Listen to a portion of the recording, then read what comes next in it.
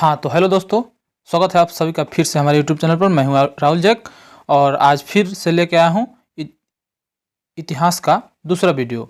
और इतिहास का ये बहुत ही रोमांचक वीडियो है और अच्छा से सुनिएगा और सीखिएगा और बहुत सी चीज़ें आपको सीखने की मिलेगी इस वीडियो में। आइए शुरू करते हैं और सीखते हैं। तो एसओ क्लासेज को आप लोग लाइक सब्सक्राइब कर सकते हैं और हमसे जुड़ें। फेसबुक, टेलीग्राम, एसओ क्लासेज आप सर्च कर सकते हैं फेसबुक पर, टेलीग्राम पर। चलिए स्टार्ट करते हैं। करा है 21 नंबर सवाल। 20 सवाल करा चुके हैं पहले वीडियो में, अगर आप नहीं देखे तो लिंक डिस्क्रिप्शन में होगा, आप देख लीजिएगा। कर रहा है पहला सवाल कि अंतर्राष्ट्रीय महिला दिवस कब मनाया जाता है। अंतर्राष्ट्रीय महिला दिवस किस दिन को मनाया जाता है। तो सबसे पहले हम जानना चाहेंगे आप सभी से आंसर। आप बताइए इसका जवाब क्या होगा, तब हम बताएंगे।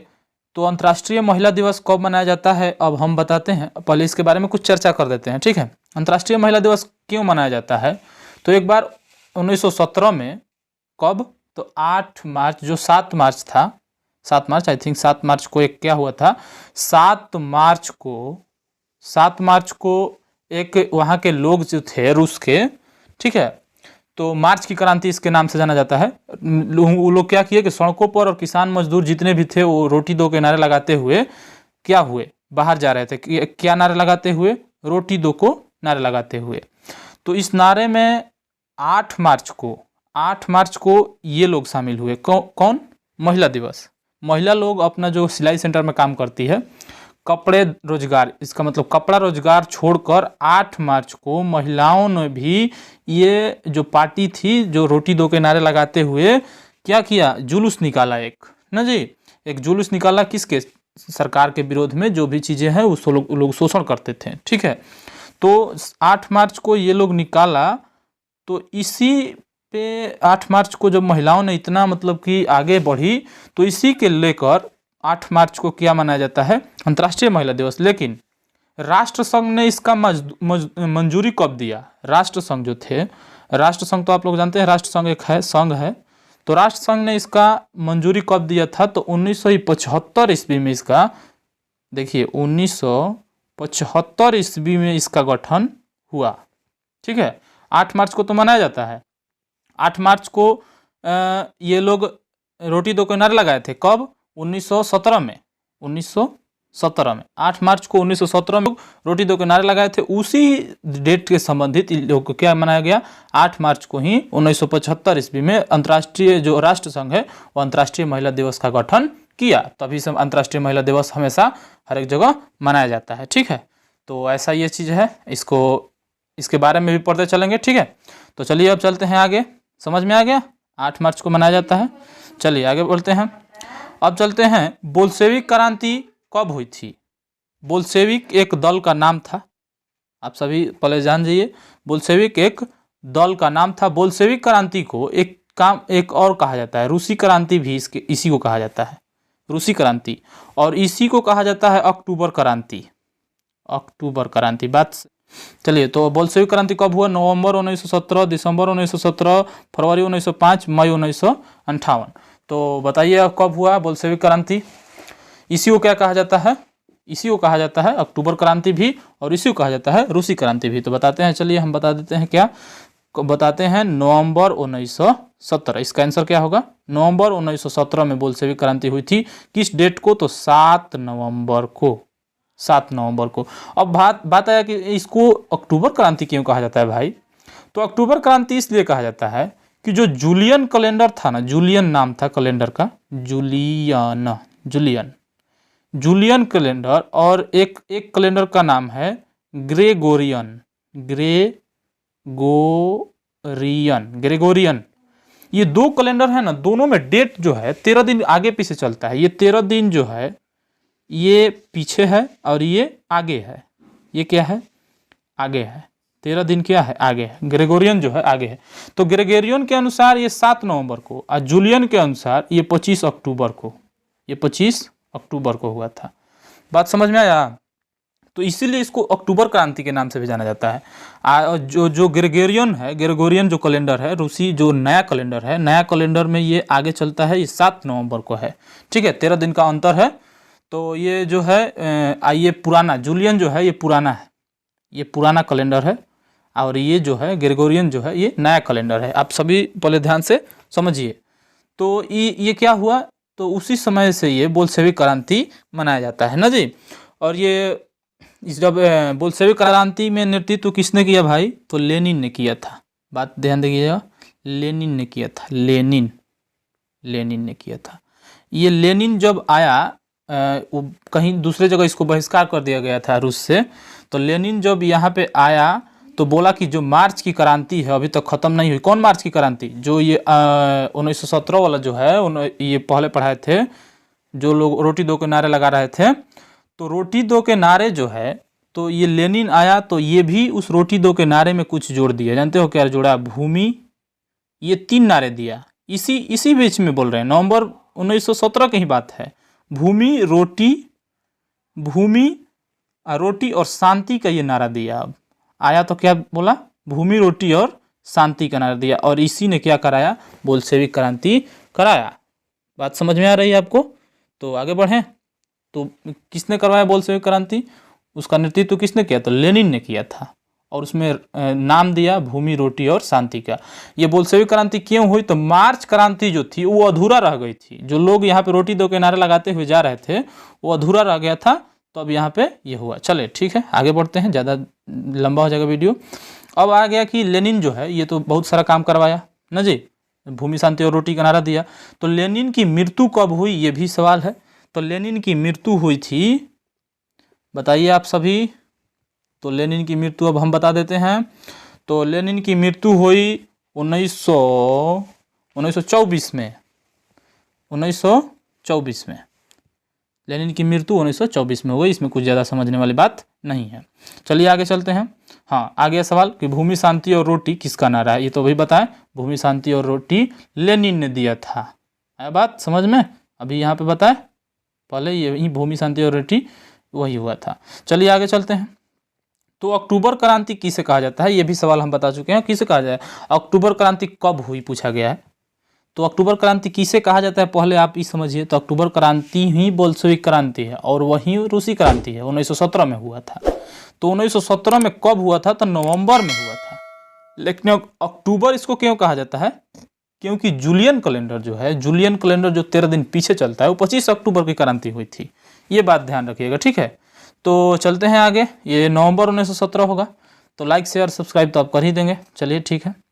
उसके बाद है अंतर्राष्ट्रीय मजदूर दिवस कब मनाया जाता है। ये कल वाला वीडियो में जो पहले इससे था इसमें हो चुका है।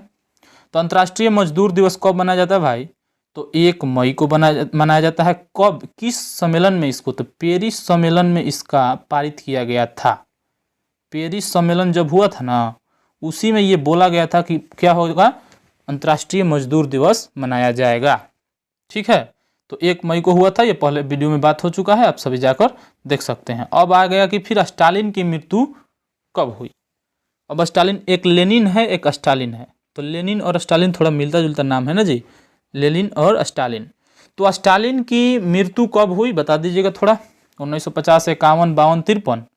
तो बताते हैं हम 1953 ईस्वी में। ठीक है।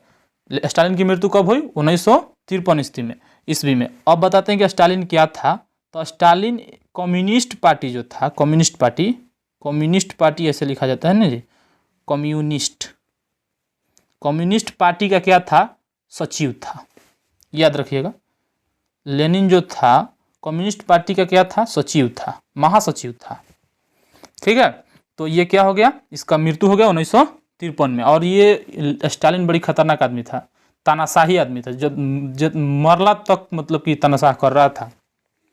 ये तानाशाह व्यवहार का था स्टालिन। ठीक है। लेनिन अच्छा व्यवहार का था। चलते हैं आगे। तो अब आया सवाल कि अंकोर वाट मंदिर की स्थापना कंबोडिया में किसने करवाया था। आप सभी जवाब दे सकते हैं, लेनिन, सूर्य वर्मा द्वितीय, पादरी हो ची मिन। तो किसने कराया, आप सभी बताइए। अंकोर वाट मंदिर, ये भी सवाल आता है कि अंकोर वाट मंदिर कहाँ स्थित है, तो कंबोडिया में स्थित है। इसलिए हम ये सवाल थोड़ा सा मिलाकर बना दिए कि आप सभी सीखिए। तो ये जोड़ कर सीखिए। अंकोर वाट मंदिर कहाँ स्थित है, तो कंबोडिया में स्थित है। और कंबोडिया में इसका निर्माण किसने करवाया, ये आप सभी को बताना है। तो क्या होगा, लेनिन करवाया या किसने करवाया, तो हम बताते हैं। चलिए, तो अंकोर वाट मंदिर का स्थापना कंबोडिया में सूर्य वर्मा द्वितीय द्वारा कराया गया था। तो सूर्य वर्मा द्वितीय द्वारा कब कराया गया था, ये भी एक सवाल है। तो ये कराया गया था 12वीं शताब्दी में। 12वीं शताब्दी मतलब 12वीं वर्ष में, 1200 कुछ ईस्वी में हुआ होगा, ठीक है। तो 12वीं शताब्दी में ये हुआ था, याद रखिएगा, ठीक है। 12वीं शताब्दी में, लिखने में थोड़ा प्रॉब्लम हो रहा है, उससे कोई हड़बड़ाने की बात नहीं है। चलिए, अंकोर वाट मंदिर का स्थापना कंबोडिया में है, सूर्य वर्मा द्वितीय ने कराया था, याद रखिएगा। याद कराते चलते हैं हम। अब सवाल आ गया कि the history of the loss of Vietnam किसने लिखा। बहुत ही खतरनाक सवाल, तो बहुत ही जबरदस्त है, शानदार है। आप सभी बताइए। फान बोई चाउ, न्यूगोनाई कोक, लेनिन, कुआंग। किसने the history of the loss of Vietnam, कहने का अर्थ है कि वियतनाम के इतिहास के बारे में किसने लिखा, ये बात है। तो ये जब लिखाया था the history of loss of Vietnam, तो वियतनाम में हलचल पैदा हो गई थी। जब ये सब लोग पढ़े, जब वियतनाम की कहानी, पीछे वाला हिस्ट्री कि ऐसे ऐसे सब शोषण किया है, तो हलचल पैदा हो गई थी वियतनाम में। तो ये किसने लिखा था, ये बताइए आप लोग। तो हम बता देते हैं अब। The history of the loss of Vietnam फान बोई चाउ के द्वारा लिखा गया था। फान बोई चाउ के द्वारा लिखा गया था, याद रखिएगा। अब ये सवाल है एक न्यूगोन आई कोक, थोड़ा बता देते हैं। न्यूगोन आई कोक जो है वो किसका नाम है, ये भी सवाल आता है। तो हो ची मिन का नाम है। हो ची मिन का दूसरा नाम क्या है, ये भी सवाल है। तो हो ची मिन का दूसरा नाम न्यूगोन आई कोक।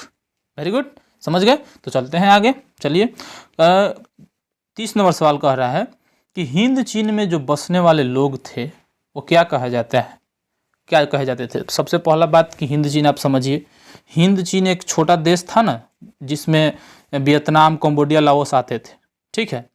तो वियतनाम, कंबोडिया, लाओस आते थे। तो शुरुआती दौर में हिंद चीन पर कब्जा किसका था, मतलब तो हिंद चीन क्या था, गुलाम था हम लोग की तरह। तो फ्रांस का कब्जा था। किसका कब्जा था, फ्रांसीसी लोग जो थे वही इसको लूट रहे थे, बहुत ज़्यादा लूटे हैं, इतना लूटे हैं कि मत पूछो यार। तो फ्रांसीसी लोग में जो पादरी हुआ करते थे वही पहले से यहाँ पे पादरी जो प्रथम स्टेट में आते हैं, फ्रांस में, ये 9th क्लास में भी है, प्रथम स्टेट को पादरी कहा जाता है। जो राजघराने के होते हैं लोग, वो फ्रांसीसी पादरी कहा जाता है, ठीक है। तो ये लोग हिंद चीन में रहने लगे।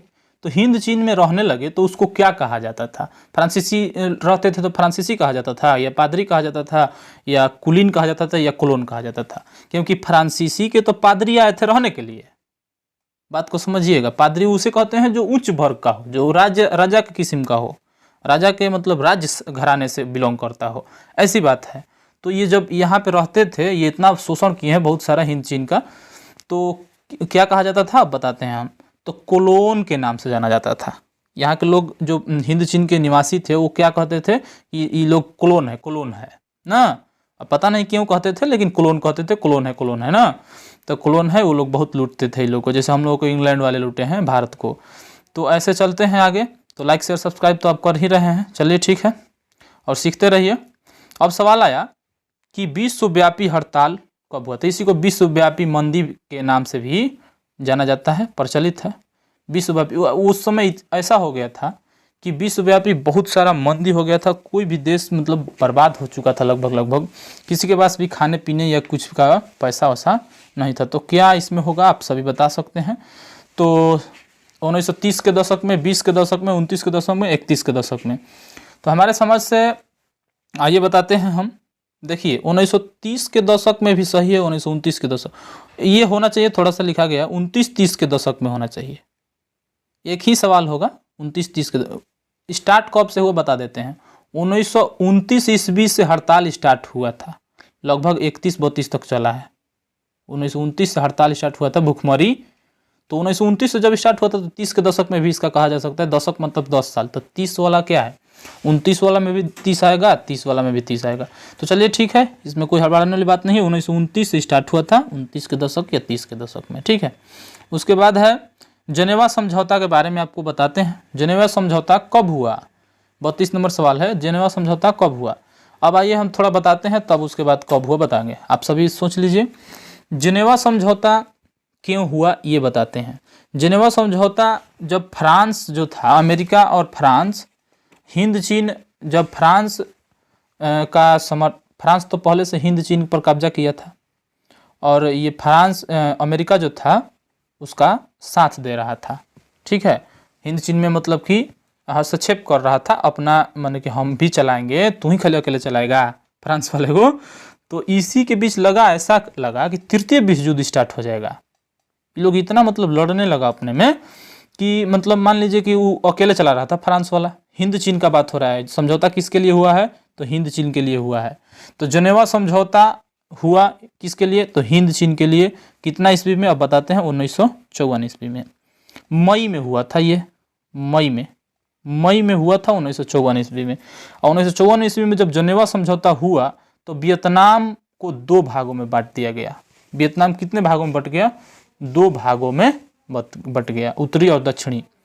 वियतनाम जो था वो 2 भागों में बट गया, 2 भागों में बट गया, यही लिख देते हैं। वियतनाम 2 भागों में बट गया जेनेवा समझौता के, उत्तरी वियतनाम, दक्षिणी वियतनाम। ठीक है, चलिए चलते हैं आगे। दक्षिणी वियतनाम के इनके हाथ में था, हो ची मिन के हाथ में था शायद। ठीक है, हो ची मिन के हाथ में दक्षिणी वियतनाम। चलिए चलते हैं 33 नंबर सवाल पे। कह रहा है कि 1946 में फ्रांस और वियतनाम के बीच समझौता को क्या कहा जाता है। 1946 में फ्रांस और वियतनाम आ रहा है नाम, तो आप समझ रहे हैं, इसी के बारे में हम समझा रहे हैं कि फ्रांस जो था, वियतनाम तो हिंद चीन में पड़ता था, वियतनाम, कंबोडिया, लाओस, तो हिंद चीन में हमेशा कब्जा बनाया रहता था, मतलब कि शोषण करता था। अब उन लोगों के बीच क्या समझौता हुआ, तो इसके बारे में उसका क्या नाम दिया गया, उस समझौता को क्या नाम दिया गया। जेनेवा समझौता, हनोई समझौता, पेरिस समझौता, धर्मनिरपेक्ष। आप जेनेवा समझौता मत मारिएगा, ये समझ लीजिए, क्योंकि वो फ्रांस और अमेरिका के बीच हुआ है। जेनेवा समझौता जो हुआ है अभी बताए हैं, ये फ्रांस और अमेरिका के बीच हुआ है हिंद चीन के लिए। अब यहाँ पे है कि फ्रांस और वियतनाम के बीच क्या हुआ था, ये बताइए। तो इसमें होगा आपका, हम बताते हैं, वो हनोई समझौता। ठीक है, 1946 ईस्वी में हनोई समझौता हुआ था। ये कब हुआ था, तो मार्च में हुआ था। ऐसा भी सवाल हो सकता है, इसलिए बता देते हैं, मार्च 1946 को। ये कितने मार्च को, 6 मार्च को हुआ था। ठीक है, 6 मार्च 1946 को हनोई समझौता हुआ फ्रांस और वियतनाम के बीच में। और इसी समझौता के फलस्वरूप क्या हुआ कि फ्रांस जो था वियतनाम को एक मतलब गणराज्य माना कि ये स्वतंत्र है। ठीक है, मतलब वियतनाम यहाँ से लगभग स्वतंत्र हो गया। वियतनाम हिंद चीन का एक भाग है। ठीक है, तो हनोई समझौता में ये इसका निष्कर्ष निकला। चलिए चलते हैं आगे। अब चलते हैं 1905, 34 नंबर सवाल। 1905 में बंगाल विभाजन किसके द्वारा शुरू किया गया हो, तो 1905 में किसके द्वारा शुरू किया गया, आप बताइए थोड़ा। बंगाल विभाजन, ये आने वाला सवाल है, उतना हाईलाइटेड है लेकिन। ठीक है, लॉर्ड कर्जन, लॉर्ड हार्डिंग द्वितीय, लॉर्ड इरविन, लॉर्ड लिंकन। तो सवाल है, आंसर है इसका ए नंबर, लॉर्ड कर्जन के द्वारा शुरू किया गया। बंद किसके द्वारा किया गया, तो लॉर्ड हार्डिंग द्वितीय द्वारा। ये कब किया गया था बंद भाई, तो 1911 में, 1911 में। ये दोनों सवाल याद रखना है कि बंगाल विभाजन शुरू कब किया गया, तो 1905 में लॉर्ड कर्जन द्वारा। लॉर्ड को किसको कहा जाता था उस समय, लॉर्ड जो ऊपर वाले पदाधिकारी होते थे। आज के डेट में लॉर्ड कहा जाता है किनको, जो ये गवर्नर होते हैं, गवर्नर उस समय भी गवर्नर होते थे, तो गवर्नर जनरल को लॉर्ड कहा जाता है। तो बंद किसके द्वारा 1911 ईस्वी में लॉर्ड हार्डिंग द्वारा किया गया था, और 1905 ईस्वी में लॉर्ड कर्जन द्वारा शुरू किया गया था। चलिए चलते हैं आगे। करेंगे, भारत के प्रथम आईसीएस कौन थे, भारत के प्रथम आईसीएस कौन थे, तो इसका जवाब आप लोग बताइए। आंसर है राजा राम मोहन राय, सुरेंद्र नाथ बनर्जी, ईश्वर चंद्र स्वामी। कौन थे, तो बताते हैं आईसीएस के बारे में। आईसीएस का फुल फॉर्म है Indian civil service. Indian civil service, जो आज के डेट में यूपीएससी शायद है, आईएएस हम लोग की तरफ इंडियन सिविल सर्विस लिखने में थोड़ा दिक्कत है। ICS Indian civil service, IAS है आजकल इंटरनेशनल में है, हम लोग का इंडिया का है ना जी, इंडियन ऑल सर्विस। तो ये है जो सिविल सर्विस, ये उस समय का सबसे बड़ा पदवी था। यही लोग जो आईसीएस होते थे ना, यही लोग भारत को उस समय चलाते थे। आज के डेट में भी आईएएस आईपीएस जो है वही चलाते हैं भारत देश को अपने। ठीक है, तो पूरा कमांड तो आईएएस आईपीएस के ही हाथ में होता है। ये जो मंत्री लोग हैं ये तो उन लोगों का मतलब निर्देश पे चलते हैं। तो ये जो बात है, आईसीएस जो थे प्रथम आईसीएस, इसका मेन बात है भारत में उस समय कोई नहीं था। ये इसका परीक्षा उस समय जानते हैं कहाँ होता था? उस समय इंग्लैंड में होता था इसका परीक्षा। इंग्लैंड में परीक्षा भी होता था, प्लस में अगर भारतीय कोई आ भी जाता था, मुश्किल था इन लोगों को जाना इंग्लैंड से परीक्षा देना, तो इंग्लैंड से अगर आ भी जाता था तो उसको क्या कर दिया जाता था, वो लोग अपने वाला के निकाल देता था, अब भारत वाले को फेल कर देता था। यही बात होता था। लेकिन इसको विरोध करते हुए भी हमारे प्रथम आईसीएस बने हैं भारत के, वो क्या कौन से बने हैं? तो सुरेंद्र नाथ बनर्जी बने हैं, प्रथम आईसीएस यही बने हैं। इसका विरोध किए हैं, बहुत जम के विरोध किए हैं कि क्यों नहीं परीक्षा, मतलब भारतीयों को देने का तो अधिकार था, लेकिन निकल नहीं रहा था कि कोई, ठीक है। तो सुरेंद्र नाथ बनर्जी बहुत ही उस समय का बड़ा पोस्ट था। और लाइक शेयर सब्सक्राइब कर लीजिए अगर सीख रहे हैं तो कुछ, ठीक है। चलिए आगे चलते हैं। मित्र राष्ट्र में कौन कौन से देश शामिल थे जब प्रथम विश्व युद्ध हुआ? उसी समय का ये बात हो रहा है ना जी। उसमें मित्र राष्ट्र, धुरी राष्ट्र, ये सब होता है, ये 9th क्लास में भी है। तो मित्र राष्ट्र में कौन से शामिल थे? फ्रांस, रूस, अमेरिका, जापान, रूस, ब्रिटेन, जर्मनी, इटली, जापान। तो रूस, फ्रांस, ब्रिटेन। तो इसका जवाब होगा रूस, फ्रांस, ब्रिटेन जो थे ये क्या थे? मित्र राष्ट्र में शामिल थे। मित्र राष्ट्र में 3 देश शामिल थे जिसका नाम है रूस, फ्रांस, ब्रिटेन। चलिए चलते हैं आगे। 37 नंबर सवाल पे चलते हैं। कह रहा है कि भारतीय राष्ट्रीय कांग्रेस का कब गठन हुआ? ये तो सभी लोग जानते हैं आई थिंक। भारतीय राष्ट्रीय कांग्रेस का गठन 1885 ईस्वी में हुआ। जिसके प्रथम अध्यक्ष कौन थे? अध्यक्ष ये सवाल पूछा जाता है। तो वोमेश चंद्र बनर्जी, वोमेश लिख रहे हैं थोड़ा सा, वोमेश चंद्र बनर्जी, वोमेश चंद्र बनर्जी, WBC बनर्जी हम लोग उससे याद रखते हैं, WBC बनर्जी, वोमेश चंद्र बनर्जी, ठीक है, इसके प्रथम अध्यक्ष थे। चलिए चलते हैं। 1885 से ही कांग्रेस चल रहा है, अभी तक चल रहा है, अभी भी चल रहा है। जो राहुल गांधी हैं वो कांग्रेस के हैं, पंडित जवाहरलाल नेहरू थे वो भी कांग्रेस के थे, इंदिरा गांधी थी वो भी कांग्रेस के थी। तो सारा ये चीज़ें हैं जो कांग्रेस के थे, तो अभी भी चल रहा है। अब है कि जलियांवाला बाग हत्याकांड कब हुआ, ये भी सवाल है। ये बहुत ही हाईलाइटेड सवाल है, हाईलाइटेड सवाल है। 13 अप्रैल 1919, 14 अप्रैल 1919 कब हुआ? तो बता देते हैं हम। 13 अप्रैल 1920, 14 अप्रैल 1920। तो ये इसका जवाब होगा 13 अप्रैल 1919, ठीक है। 13 अप्रैल 1919 को जलियांवाला बाग हत्याकांड हुआ। ये जलियांवाला बाग कहाँ है भाई, आप सभी बताएंगे? तो ये है पंजाब में। बाग कहाँ है? ये पंजाब में है, पंजाब में है ये बाग। ये बहुत ही घना बाग था उस समय का। क्यों किया गया था? तो रोलेट एक्ट के लिए किया गया था। ये रोलेट एक्ट जो था उसी के लिए किया गया था। रोलेट एक्ट जो था उसी के लिए किया गया था। रोलेट एक्ट लगाया गया था मार्च में 21 मार्च को लगाया गया था। 21 मार्च को रोलेट एक्ट लगाया गया था। इसी के विरोध में 13 अप्रैल को सभी लोग, गांधी सहित, गांधी जी भी उसमें थे, तो 13 अप्रैल को क्या किया गया? बाग में बुलाया गया बैठक की इसको, मतलब ऐसा रोलेट एक्ट ऐसा कानून था जिसमें किसी को भी अंदर कर देता था बिना पूछे नहीं करेगा कि कौन आपको कोई गलती है कि नहीं है, वारंट इशू होगा कि क्या होगा, उसका कोई बात नहीं है। चलो जेल में चलो, 3 महीना 6 महीना, मतलब केवल शक के आधार पर जेल में कर देता था। तो ये बहुत ही, इसको काला कानून के नाम से भी जाना जाता है। रोलेट एक्ट को काला कानून के नाम से भी जाना जाता है। इसी के लिए 13 अप्रैल को हुआ था, ठीक है। चलिए, और रोलेट एक्ट के कारण अभी बहुत सारा सवाल है, ये भी करेंगे आगे कभी। उसके बाद है 39 नंबर सवाल, असहयोग आंदोलन कब शुरू हुआ? जनवरी 1920, जनवरी 1921, फरवरी 1920, फरवरी 1920, डबल हो गया ना जी, यहाँ पे 21 कर लेते हैं। फरवरी 1920, फरवरी 1921, ठीक है। चलिए, तो बताइए आप लोग आंसर। तो इसका जवाब होगा, हम बता देते हैं, इसका जवाब होगा, आप सभी को बता दें, तो जनवरी 1921। इसका प्रस्ताव कब किया गया था? तो ये प्रस्ताव 1920 में हो गया था, दिसंबर में 1920 में।